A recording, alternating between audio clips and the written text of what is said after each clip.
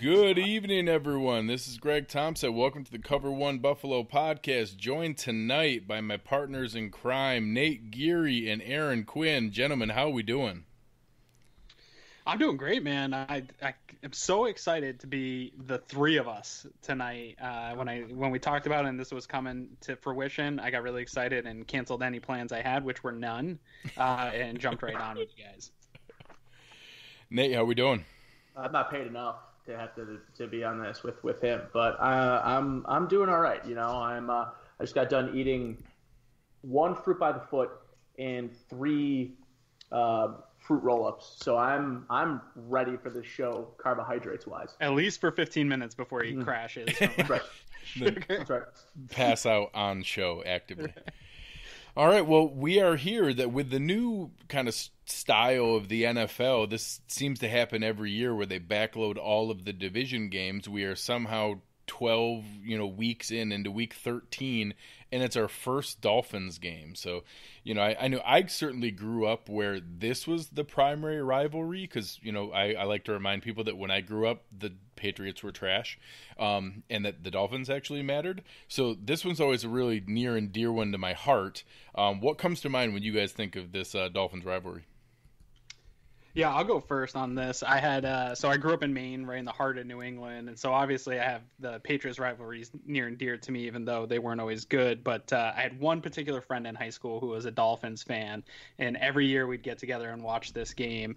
And so, being the two oddball AFC East fans out of all of our friends, that's what it always makes me think of.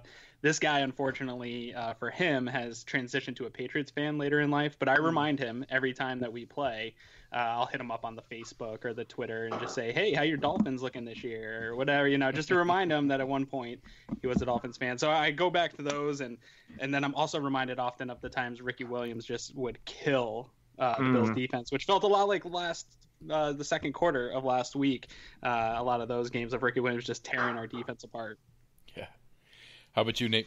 Yeah, I mean, the Dolphins rivalry is weird because you kind of go back and most throughout the drought, I mean, they were the only other team other than the Patriots, right, to ever win the division, and that was the Chad Pennington Dolphins-led, coming off his 15th rotator cuff surgery, and Ronnie Brown, and that team was that's kind of the team I think of when I think of the Dolphins, or the last time that they were really worth anything. Now they're also in quarterback purgatory with Ryan Tannehill, who just can't stay healthy. Even if he is healthy, is he really good? And the Bills really haven't had to play too many meaningful games other than last season, which turned out to be meaningful. But I mean, had they not made the playoffs, how important is that Dolphins game at the end of the year? I mean, it doesn't matter, right? So, I mean, the Dolphins rivalry is definitely not what it used to be. And I'm not really here to really say that the Patriots is much of a rivalry. A rivalry means there's some winning going on both sides. And this has been more of a domination. Sort of like how my personality dominates Aaron's. It's very similar to that. Yeah, Fitzy won. Fitzy beat the Pats. Come on. That's right. Rivalry like a hammer's a rival with a nail. Exactly. Yeah. But yeah, it's interesting. It's funny the way that you describe that is how I remember things. That you have the Bills and the Jets would have their ebb and flow, but a lot of really, really down years. And it always seems like the Dolphins were kind of like that second-class citizen over the last 20 years. Like they weren't all the way in the depths, all the way down. They were usually kind of more mediocre, more middle of the road. And it's just funny looking at how things break out this season. I remember watching all the highlight shows and everybody talking about Brocktober, and Brock Osweiler kind of had those weird stretches where they were jumping on. And it's funny to be able to set that up and look back now that they went 1-3. They only won one overtime game against Chicago during that stretch, and that he lost virtually all those games. It's just funny how people can catch on to a narrative. Well, I mean, I could tell you, too, about the whole Brocktober thing. It was great for me because he turned Danny Amendola into a viable fantasy option, and that was great for me mid-season after Cooper Kupp got hurt. So say what you will about Brock Osweiler, but he made Danny Amendola come alive. But I'll tell you the weird thing about them during really this 4-game stretch, but really all season.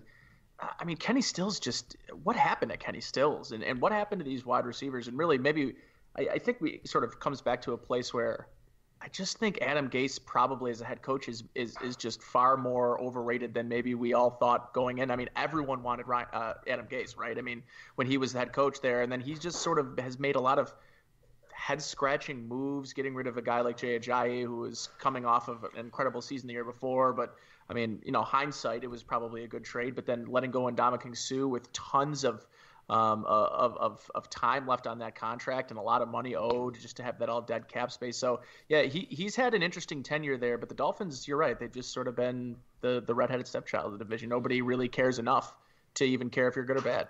Yeah, it's funny how you describe their cap management is so weird and so consistently poor. They actually had themselves set up with a nice out in Tannehill's contract, and then in order to make room for a couple different moves this offseason, and in order to allow them to absorb the cap hit, they had to restructure his contract, and now they can't get out of it.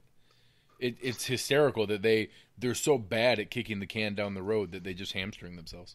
And I don't know that it's Gase. I think Gase is one of those guys that's probably a better coordinator than he is head coach, and we see that a lot in the league, that the guys are hot coordinators, become head coaches, just can't cut it. I don't know that everything that's going on in Miami is him.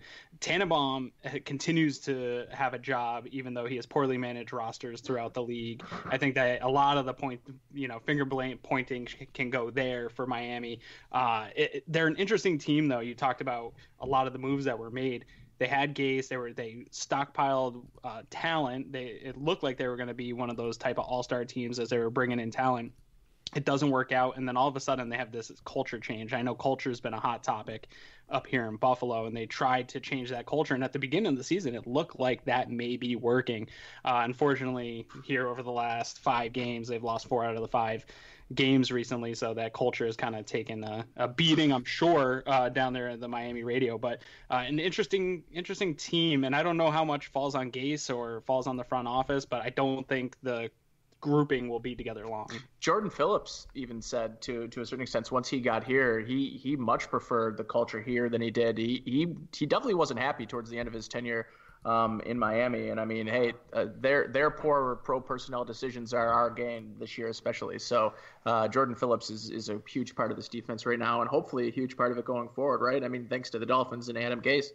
I certainly hope so. I think that he has been an ideal rotational defensive tackle. I think you need those kind of guys to be able to come in, and I think putting him in a position where he can play really intensely and all out for 30-35% of the snaps, I think has really been a great fit for him. I think he was kind of miscast as that primary guy there, and obviously when you're whatever the heck he is, 6'5", 350, he's not going to be a guy that plays 80% of the snaps, and being able to put him in this kind of role, he's flourished. He has flash plays every single week. Yeah, I'm super excited with that pickup, and I'm hoping that we get a similar type of return on investment. Yeah. Return on investment there in the punt game. I mean, anything's got to be better than Colton Schmidt, even though he had a few in the 20. Man, one of them was a granted lucky bounce that they didn't play well at Jacksonville. Two of them.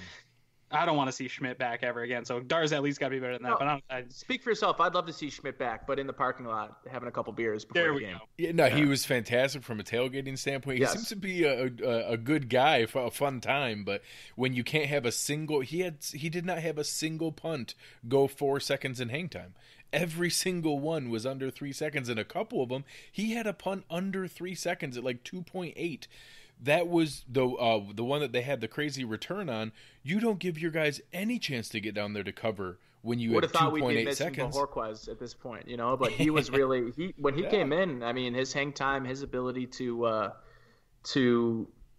not necessarily change the game, but change the game in a positive for the Bills. It's just been something they've been lacking since his injury. There's no doubt. I mean, Schmidt was not their first choice. So, when you get an opportunity to get another guy who you think maybe can perform, whether I was hoping they were going to sign my boy Jake Shum, Frontier High School alum, but they did not. Instead, they brought in, which if you looked, and I don't know why this stood out to me, but when the Bills posted out their PR department posted out the information about this new punter, they actually put him down as Frontier High School, and I think that there's no way there was a Frontier High School where he was from. There's not that many of it. So I think they were actually going to sign Shum had some of his information there and didn't actually take it out. That's my conspiracy theory. Interesting inside. That's QAnon right there. That's Pizzagate. See you later. You want to know what's funny? Do you know that Dar actually went to rival high schools with Schmidt in Bakersfield, California, and punted against each other? Yeah. Yeah, well, see, that's what I'm saying. There's no way he went to Frontier High School. I knew it. So that they were really going to sign my boy, and then they backed out last minute. And as much as I hate talking about punters, and anyone that has followed the show knows that I hate having to talk about it, it's a huge part of what they're doing. I know, Nate, you've voiced your frustrations with this offense and how this team is built to try to win games. It's not pretty. It's not going to be innovative, what the Rams are doing. Process. Yeah. But a punter's a huge part of what they're trying to do, right? If they can keep field position and just get the offense enough chances to score, that's what they're trying to do. And if you got a guy that can't get any hang time and is putting your special teams and putting some tension on that special teams, man, you can't continue to do it, especially going into the stretch of division games. I also think smart people are starting to come around with the Bills. And I mean, a guy like Benjamin Albright, who, you know, I think is one of those smart guys, especially in the Twitter sphere, but, you know, just understanding reporting and some of the information I go to Ben for a lot. And his thought process, if the Bills can get their offense figured out, they're absolutely a contender next year because of how good the defense is and how good and how young the building blocks are.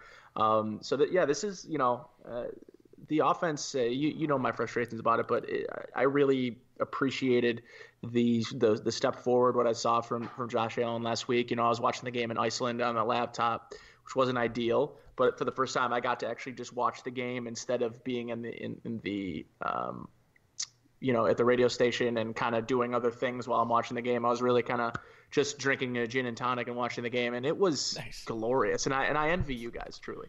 It's funny that the way you look at what they're doing, whether you look at something simple like Schmidt or people, you know, obviously celebrated with Peterman, the one principle that I take away from the things we've seen is that they genuinely are holding people accountable. They genuinely are, you know, forcing people to meet a standard. And whether that's something simple like, oh, well, I knew Phillip Gaines wasn't any good, of course they were going to cut him, or yeah, I saw Colton Schmidt be trash.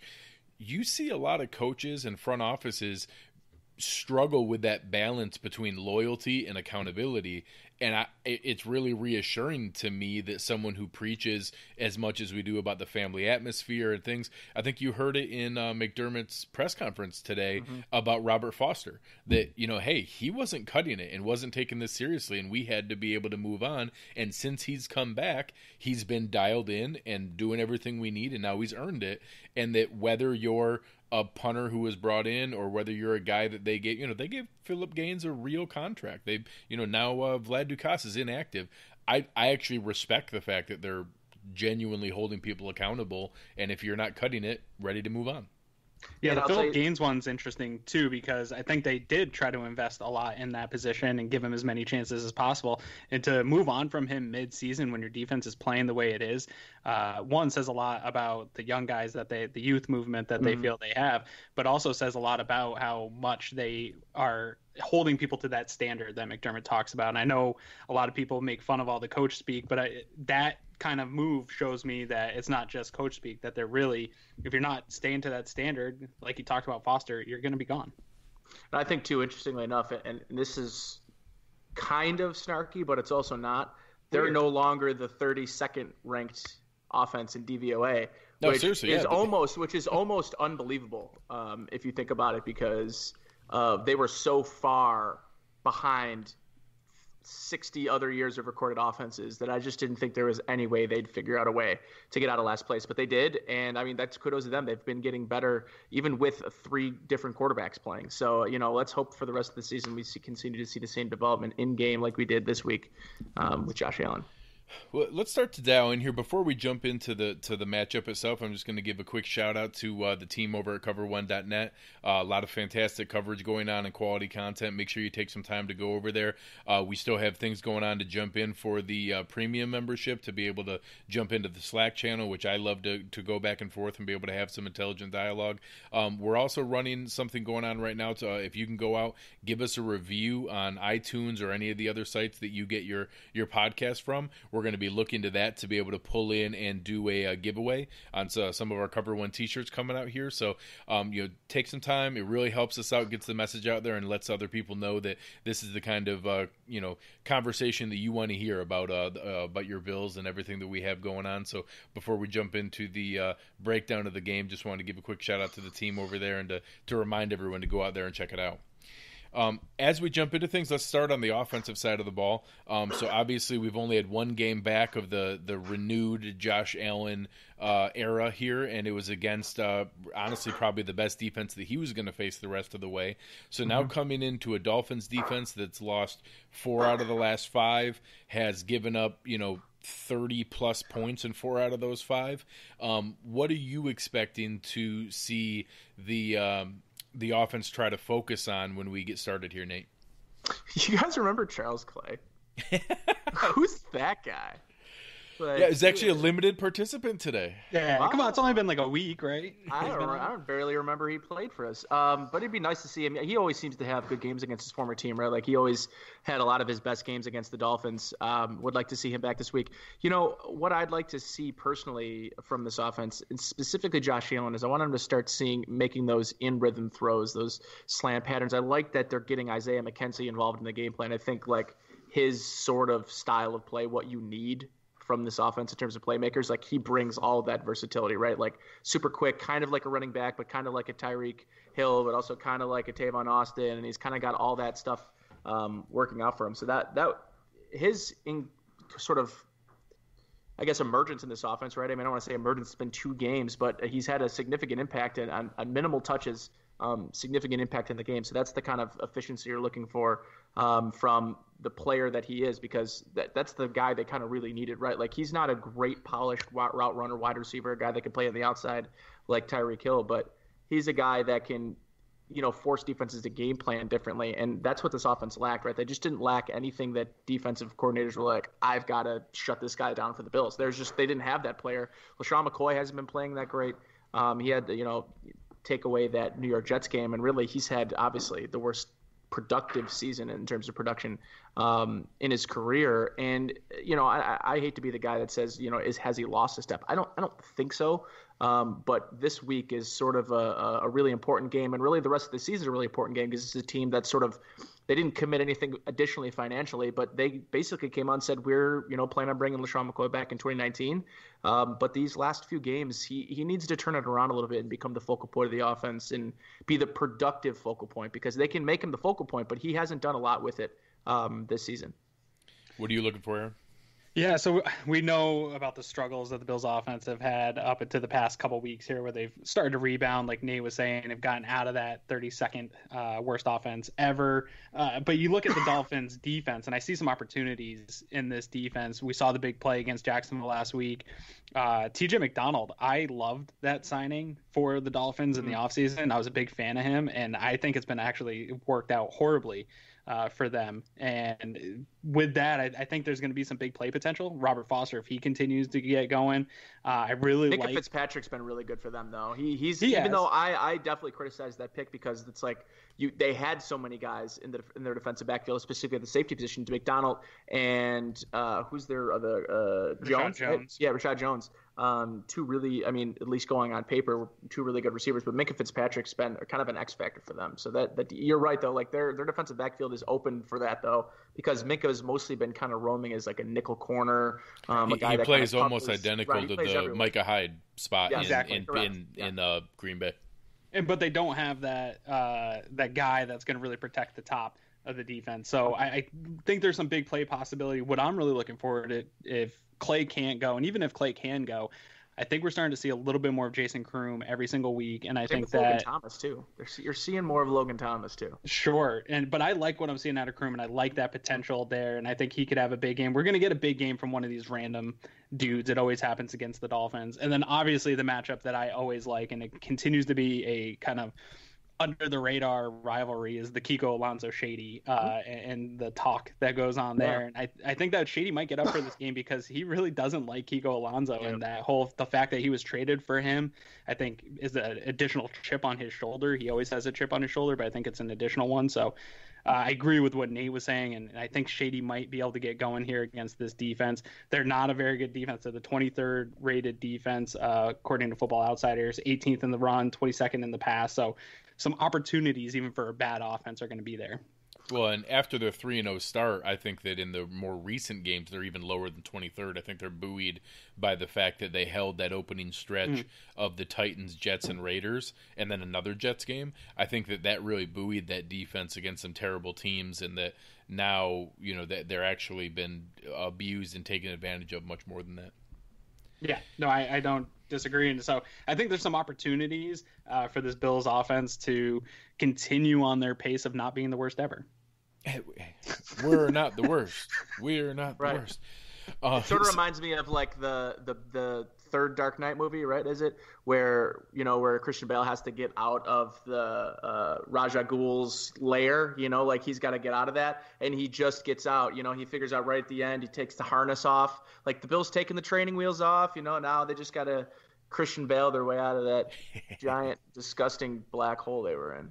I'll take it. It's tough to go from the depths that we were in and now get back to simply being, honestly, if we can just be a mediocre offense, that there's a lot of things to go. And I think that you saw. What, though?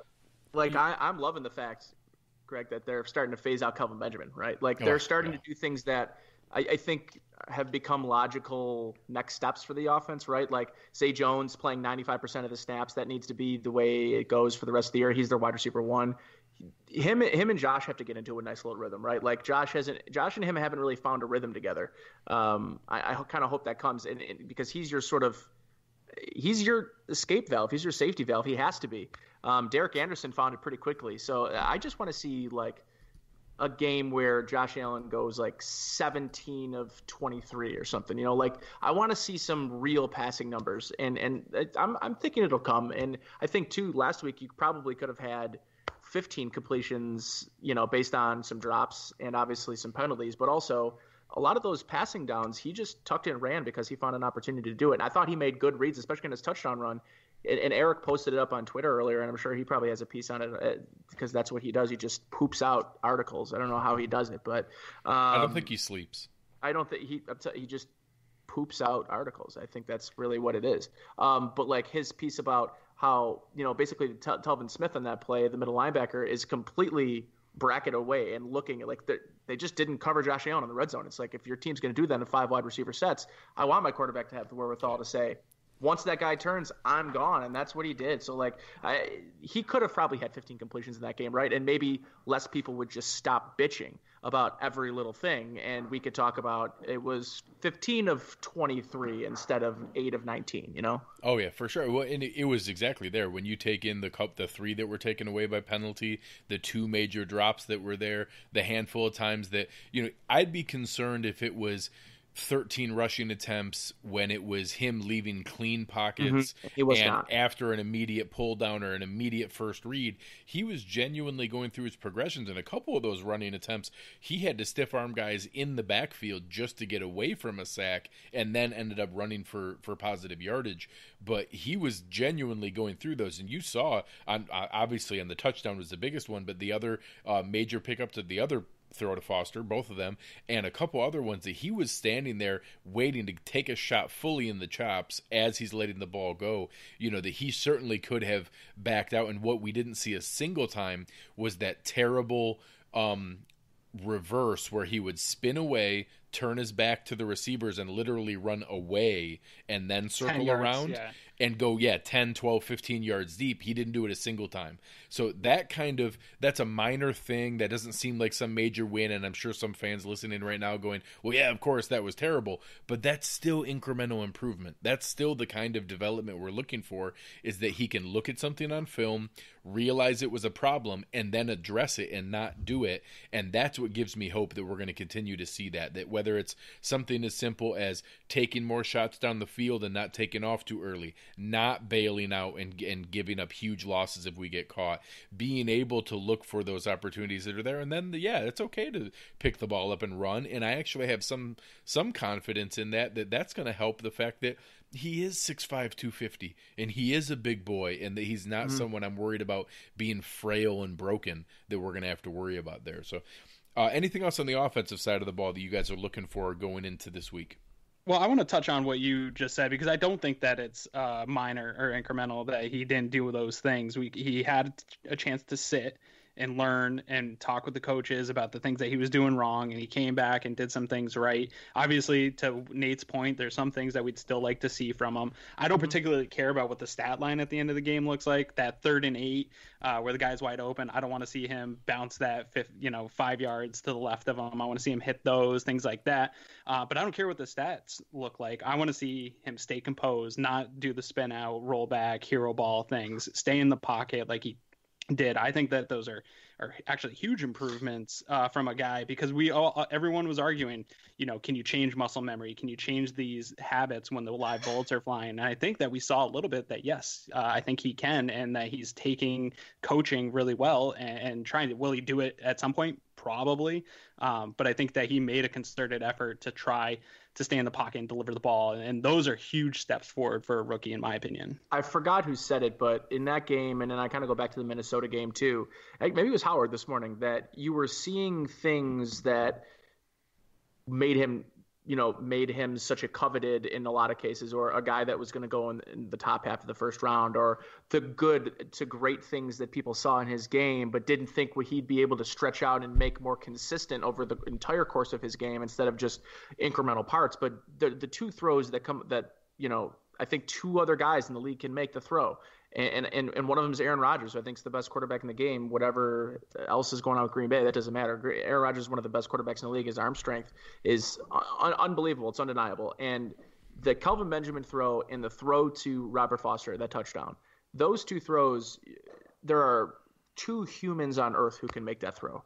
And the Bills have one of them that can do that. And can he figure out the rest of his game? I hope so, because those pop plays, those plays that other people can't do, he can do them. He possesses that ability to hurdle a 6'5" defender, or throw across his body 30 yards accurately to Kelvin Benjamin, or throw 65 yards in the air to an open receiver as 3 defenders are converging on him and hitting him at the same time the ball is being released. There are 2 players on earth that can do that, and we've got one of them, and that's got to be, great news. It's great to think about, right?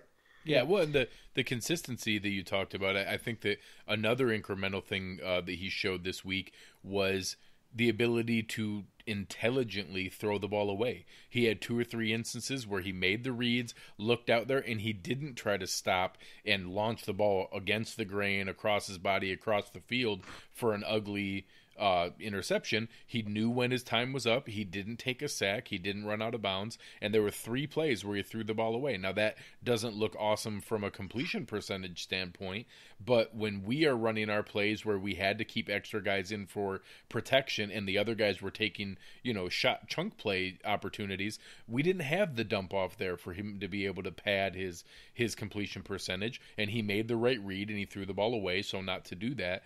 And that's another very positive thing for me that, again, might seem automatic, but when you combine the fact that he was pulling the ball down and running correctly, he was being able to throw the ball away when it made sense, and then when he had the opportunity was taking deep shots to be able to stretch the defense and stretch the field, that's where I have some hope that maybe we can get LaShawn McCoy going. Maybe we can get some underneath stuff, because you can't stack the box anymore, and you're going to have to respect that deep ball. If Robert Foster or Isaiah McKenzie gets another one of those deep shots, they're not going to be able to simply bring everyone up and dare us to beat them over the top, because they will.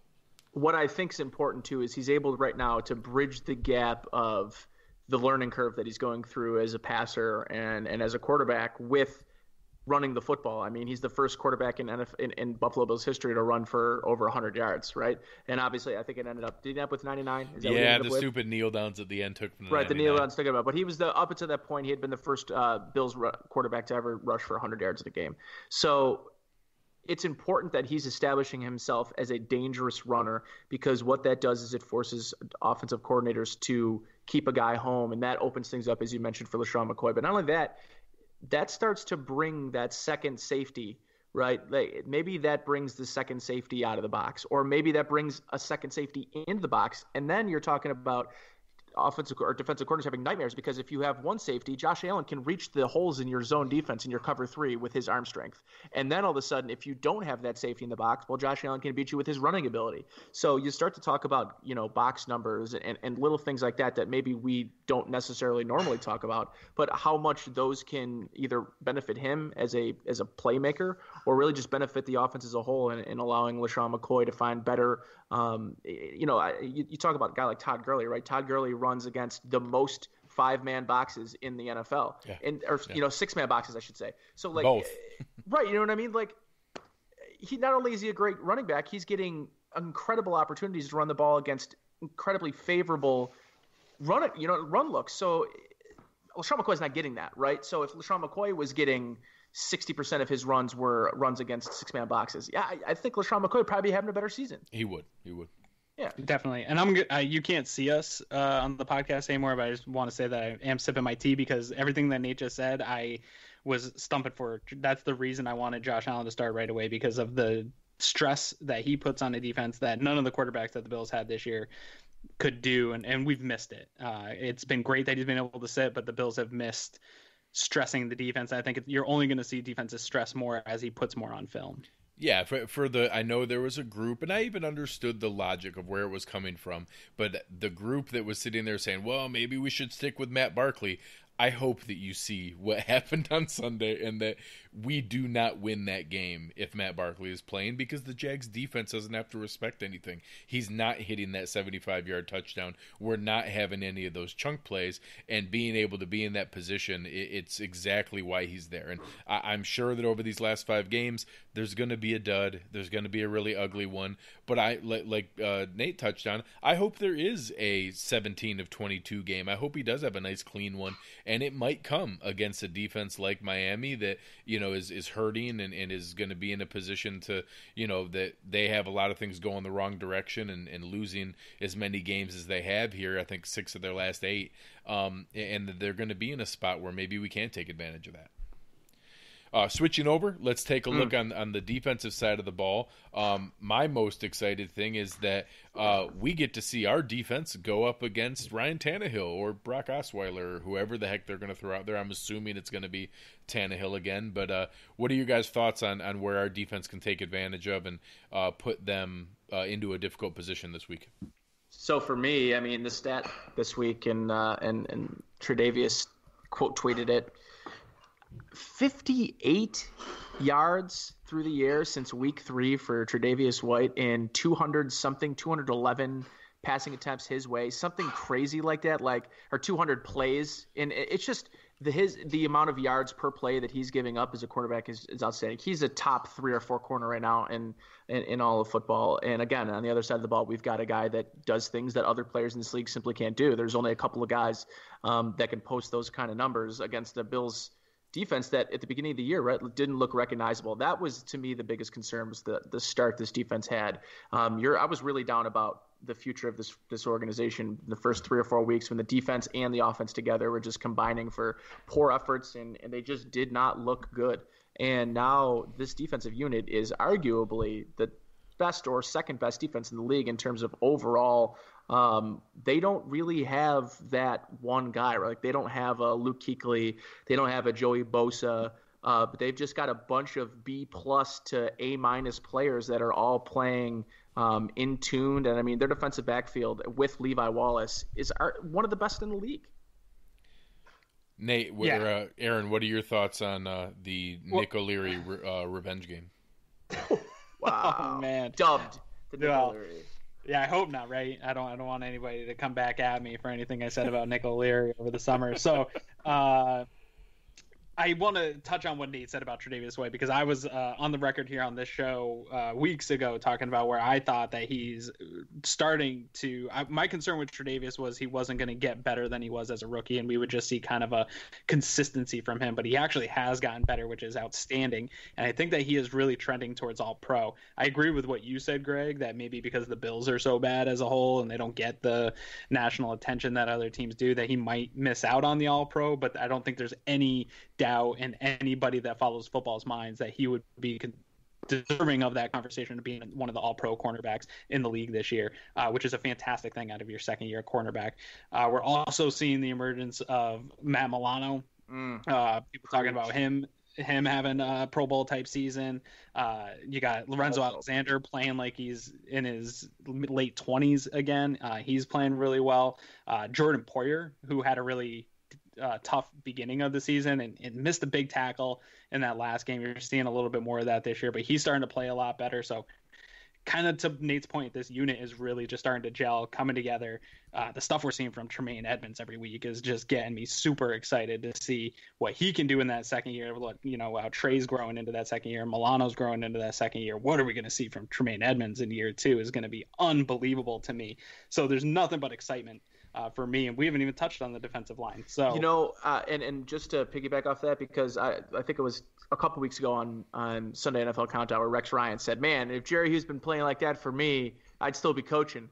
And I thought it was funny that he would say something like that. I mean, it's Rex Ryan; he doesn't really have any shame, right? So, yes, he probably would still be coaching if Jerry Hughes. Isn't it an indictment on you, right, as a coach, that you couldn't get him to play that way? And don't drop him back 60% of the plays. Right, and he's such an undisciplined player, and all of a sudden now he doesn't have any of those 15-yard penalties. I loved the way that defense responded to the whole brawl / goal line stand / whatever that was. I mean, that was such a turning point in that football game that the Jacksonville team was about to go 17 straight, and that defense just came together. And Jerry Hughes has really transformed at the age of 30 into one of the most productive pass rushers in the league, a guy that isn't just putting up sack numbers, because he is, but he's also putting up pressures numbers, which we talked about, I know, Greg and I, about how that stat is maybe the most important when you're talking about evaluating pass rushers in this league, is how disruptive are they? Well, I mean, you look at him, he's fourth in the league with 50-plus pressures in the quarterback. So that just goes, and that's up there with the Aaron Donalds of the world, who has like 100, by the way. I mean, there's just nobody getting close to him. It's ridiculous. D Ford and Daniil Hunter. Max got to be Daniil Hunter. Daniil Hunter's actually below him. Yeah, but those are guys that are on defenses that are getting a lot of attention, and I don't think that Jerry Hughes gets that kind of discussion. And I get it that it's one part of it is, I think all three of the guys we just listed, D Ford, Daniil Hunter, and Aaron Donald, are all double-digit sacks and young players. Jerry Hughes he's 31. I think a lot of people probably, I don't want to say written him off, but is a guy who's been productive of the course. It's not like he's all of a sudden he's Lorenzo Alexander, right? But he had three straight double-digit sack seasons. Right. His game, though, is going to translate. He's probably going to be an effective player until he's 33, 34, 35 years old. So, he's, to me, everyone's talking about, is he going to be around on the roster next year? Hell yeah, he is. And you know how hard it is to find good pass rushers in the league, and he's having a career year. He deserves probably a contract extension, a 2 or 3 year extension at this point. Yeah, I think you'll see him become. Go ahead. I think you'll see him become a captain of this defense here moving forward. I think he's a leader on this team. I don't think he's going anywhere. I think Coach has a great relationship with Jerry Hughes. And even last year, man, I was on. People were saying, this guy's down. He's not getting the amount of money he's getting. We need to have double-digit sacks. But I kept pointing to that same stat you guys are talking about in pressures. He was still very disruptive last year, even without the sacks. So he never really dipped. And sacks are very misleading. You guys are right on that. Oh yeah. Well, and I mean, I think Nate and I were trying to help educate some people on Twitter yesterday about it, that people talk about, he's going to be 32 or 31, 32, depending on what his birthday is next year, and $9 million.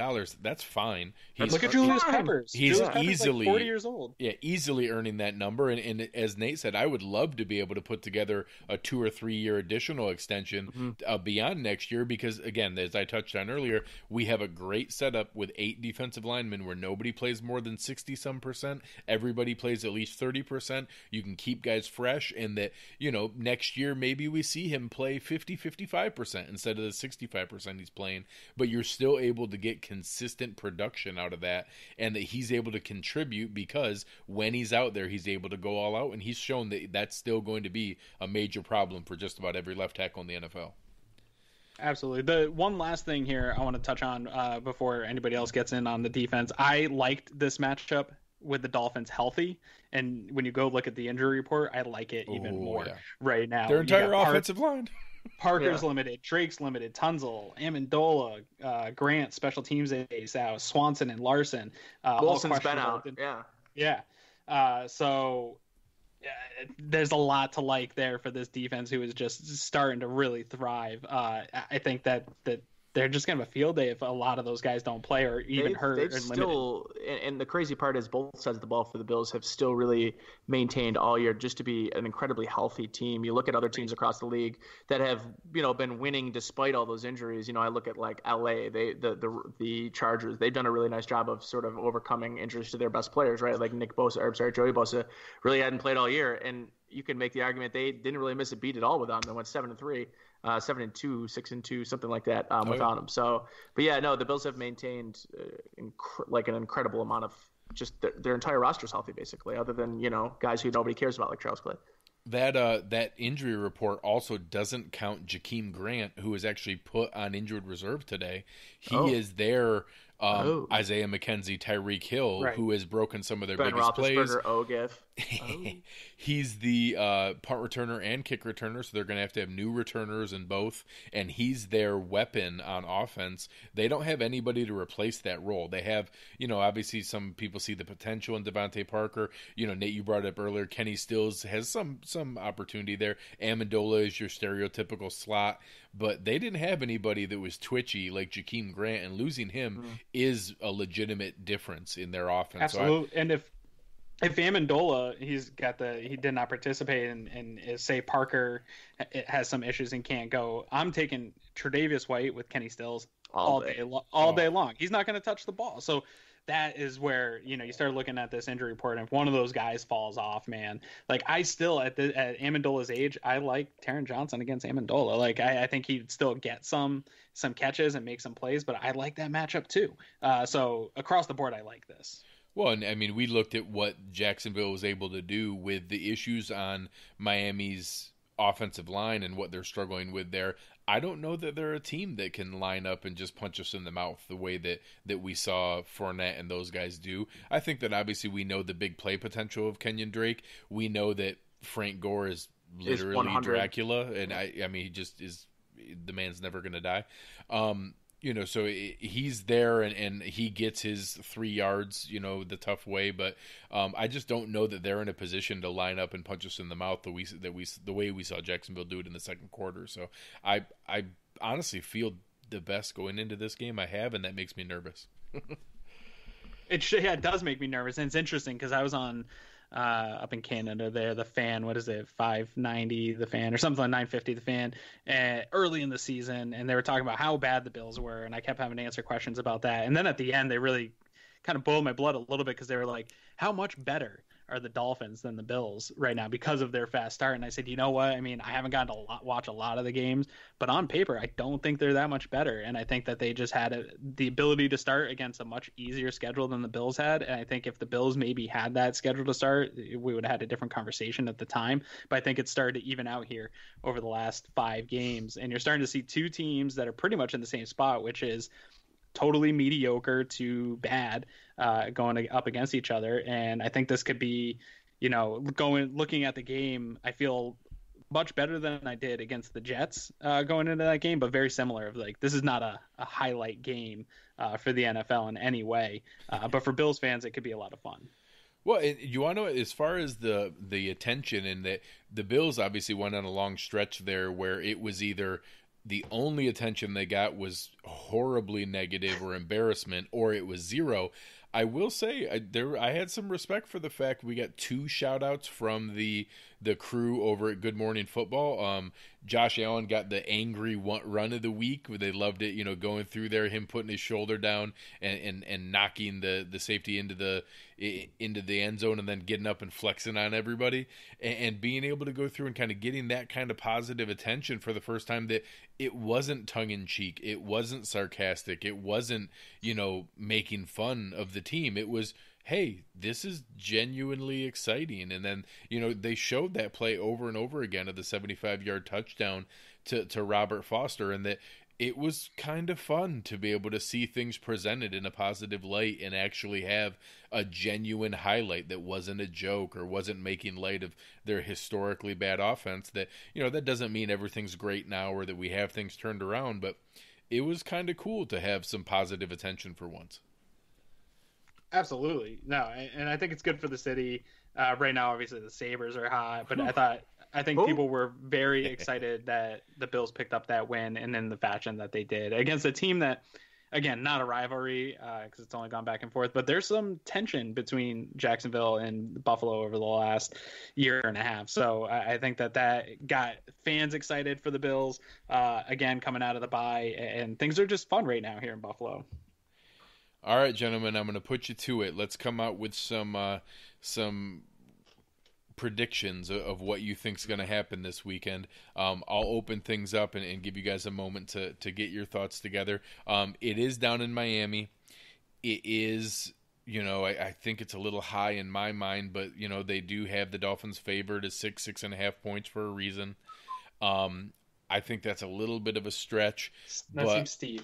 I am a little bit nervous that maybe we see Josh Allen come back to earth a little bit. Maybe that he gets a little high on some things. I'm hoping he can avoid some of the turnovers, but I'm a little bit nervous that having a better game like this, that I hope he doesn't overstep that and try to maybe take too many deep shots. I think you saw how fun that was to be able to see the reaction on the long bomb.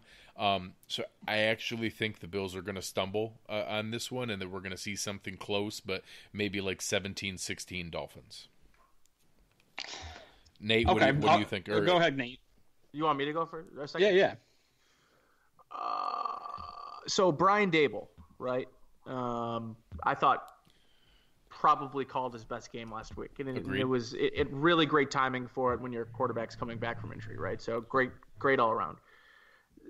The injuries I think is really interesting for the Dolphins. Like they're running at quarter staff right now. Like they're not running at full speed. They don't have the full complement of weapons on their roster. I mean, you went through the wide receiver position that before injuries to Wilson and Grant, they were, there was a lot of already problems with Devontae Parker, and even when he's been playing, he has been sort of Tannehill's injury, right? So don't you? Why did you have to take the loss first, Greg? Like, why did you have to be selfish and take that away from me? Because now I can't pick them to lose. I have to pick them to win. Shh! It's because I picked them to lose the last 2 weeks and they haven't. I'll take them at a 27-13 clip. Nice, Aaron. I like it. So here's I think that they are going to be able to. I agree with you that I think the offense is going to come out and stumble a little bit for kind of the same reasons you did, that they'll believe in themselves a little too much and some of the big playability. And I don't think that there's consistency in that yet, any ability to do that. But where I think that they're going to be able to pull away in this game is turnovers created by the defense. And I think that we're going to see them create all kinds of havoc for Ryan Tannehill with lacking weapons. I don't see anyone that can really blow this defense up on their offensive side of the ball, but I think they'll be able to score. I think it'll be a close game. I have it at 24-21 Bills, and I think we come out of there with a win. People get really excited, and then we get brought back down to earth here in a couple weeks when we play the Patriots. No, hey, one game at a time. We're on to Miami. Before we close things out here, I'll go back to each of you guys to get some final thoughts or any work that you have coming up that the people can find. But just one more reminder, come on over to cover1.net. Check out the work that we have going on there. Whether you're looking for breakdowns of the game, you have the best video breakdowns in the business from Eric. You have fantastic coverage from Fernando. You've got all kinds of articles coming up on the draft from Christian and Russell. Really good stuff out there. We are running another contest. If you can go onto iTunes or any of the other sources, be able to give us a review, leave your Twitter handle. We're going to be picking out a winner out of that group. We'll announce that here in the next week, and then be able to give away some of our Cover One t-shirts. So really nice stuff that's put together. We actually had some stuff put together by the crew over there at 26 Shirts. If anybody knows any of the work they do, they know those are fantastic quality shirts that Dell and the team over there put together. So just a lot of exciting things going on. Be able to give us a review. It really helps us get the word out for what we're working on and be able to spread the word about what we're talking about here with Buffalo. So what else you guys got going on, Aaron? Where can the people find you, and what can they look for? You can find me in Nate's mentions now that he's back and back up in Twitter a lot. No, you can find me at Aaron Quinn 716. And today I built a snowman. We had a nice amount of snow here in Buffalo, and I built myself my first snowman of the year, so I'm excited about that. As far as content, you won't find me anywhere else but the podcast here with Greg. I'm trying to get back here in a more normal rotation here. Many of you know I had a newborn pretty recently, about a month ago, and my toddler running around, so it was hard to get on the show, but I think I'm back in a good routine here to get on the show more often. So come follow me at Aaron Quinn 716 and pay attention to the show, because that's where I'll be. All right, Nate, where can the people find you? Come on. They know. Obviously, they all have you blocked. Yeah, right. As my boss at my other job says, my nickname is FMOT, which is follow me on Twitter, and at Nick Erie WGR, in case you didn't know. But yeah, I've mostly been doing. I've had a little hiatus. I was out of the country. I was on vacation, and then I went did a little work trip to Vegas before that. So I don't have a ton in the burner for the written content. But now that I'm back, I should be back here on either a weekly or bi-weekly set with hopefully you two goons. Otherwise, you can follow my work over at GR as well. I will be in competing pregame and postgame shows with you. So that's more content, the better. That's it, you pieces of shit. So people know where to turn over here to cover one. Clearly. You want the sensible takes, okay? You guys can find me over on the lukewarm takes. We don't have to deal with your callers. That's true. First time, long time. Can you guys tell me about the racial tension? If you guys can find me on Twitter at Greg Thompson, GregTompsett. Always looking to have a good time. Follow back Bills fans and try to keep it consistent with the lukewarm takes. But thanks again for everything this week. I had a great time with you guys. Nice to have everybody back here together, and looking forward to Squish the Fish. So let's have a good weekend and hopefully some fun. All right, thanks everybody, and we'll talk to you soon.